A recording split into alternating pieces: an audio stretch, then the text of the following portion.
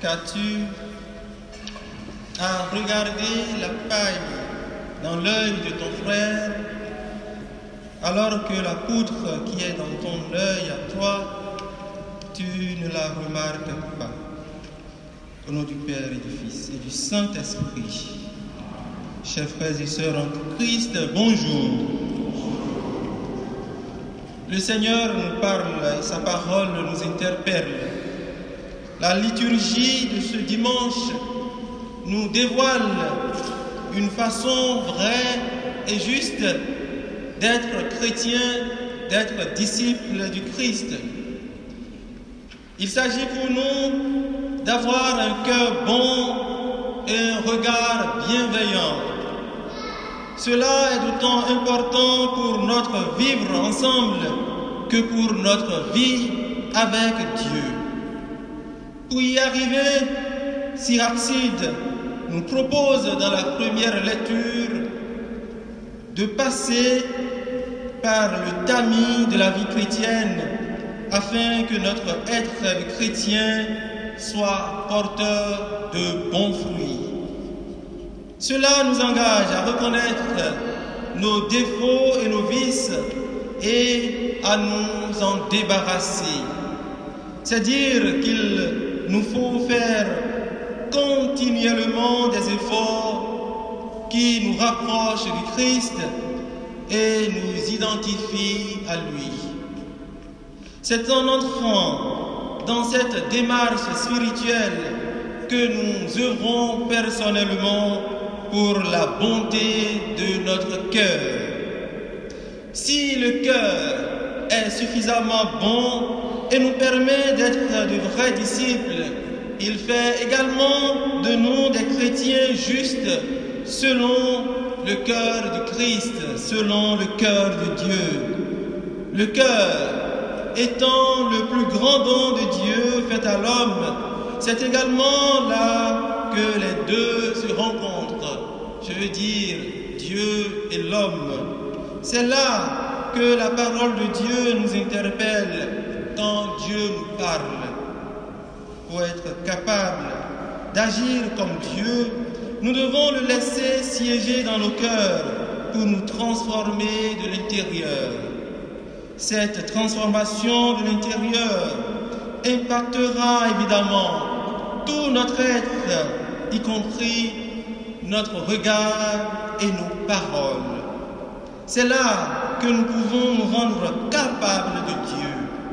C'est à raison que le Christ nous dit: l'homme bon tire le bien du trésor de son cœur qui est bon.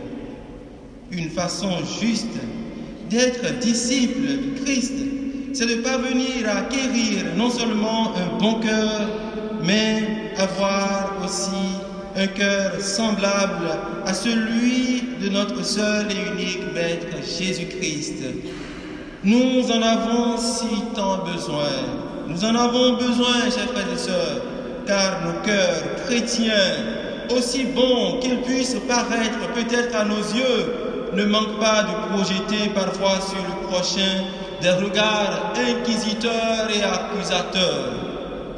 Qu'as-tu à regarder la paille dans l'œil de ton frère, alors que la poutre qui est dans ton œil à toi, tu ne la remarques pas? Évidemment, tu ne peux pas la remarquer parce que tes yeux ne voient pas tes yeux. Mais les yeux de la foi peuvent voir autrement et voir les yeux de nos yeux. Ce que l'autre laisse transparaître dans sa vie comme vice est certainement moins important que nos propres défauts dont nous ignorons parfois l'ampleur et l'impact. La preuve en est que les lieux de nos condamnations, les lieux de jugement, les lieux de condamnation de l'autre sont souvent, sinon pour la plupart du temps, les lieux de nos humiliations. Je voudrais ici me faire plus explicite pour revenir à moi-même. il m'arrive très souvent, et le Seigneur, là, il me rejoint et me fascine, il m'arrive très souvent de me retrouver vraiment, quelque temps après avoir fait des reproches à des gens, de me retrouver dans la même faute. Et parfois, je commets beaucoup plus la faute en qualité, pour ne pas dire en quantité, que l'autre à qui je viens de faire des reproches. Je ne sais pas si ça vous arrive.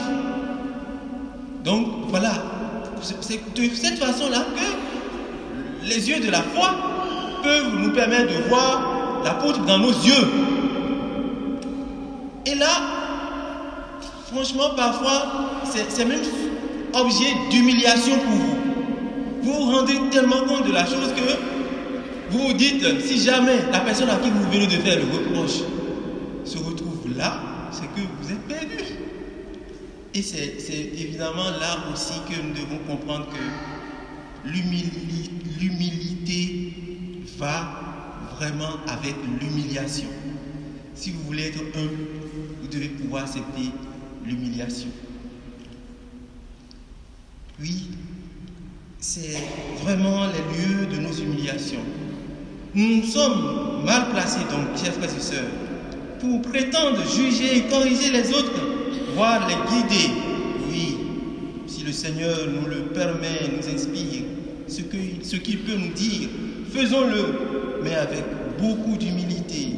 Nous devons nous reconnaître comme tous les autres atteints de cécité spirituelle.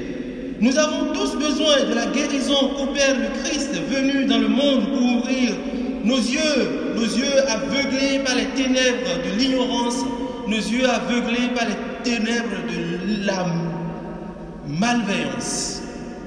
Seul Dieu connaît mieux que nous la gravité de notre cécité.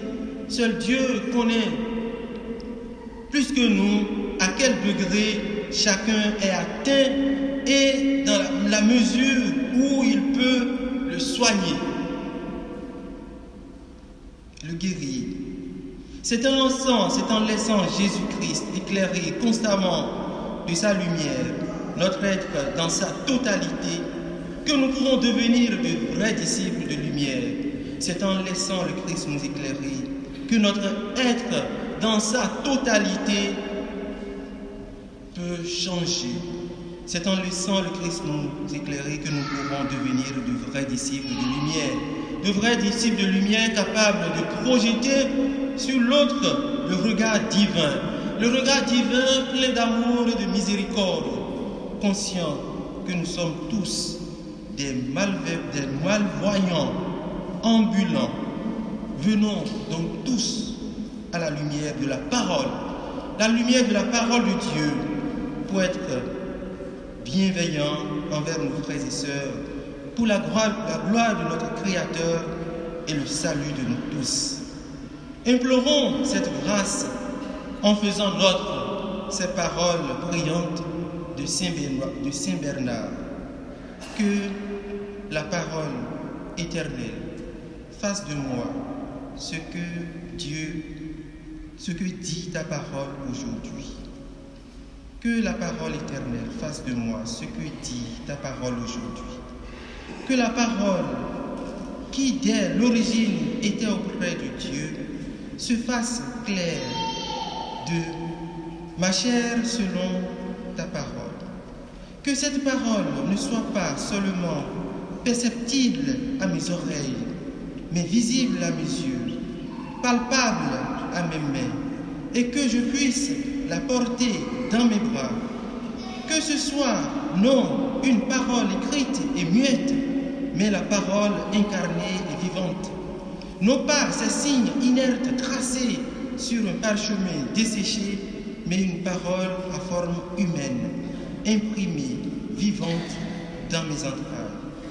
Amen.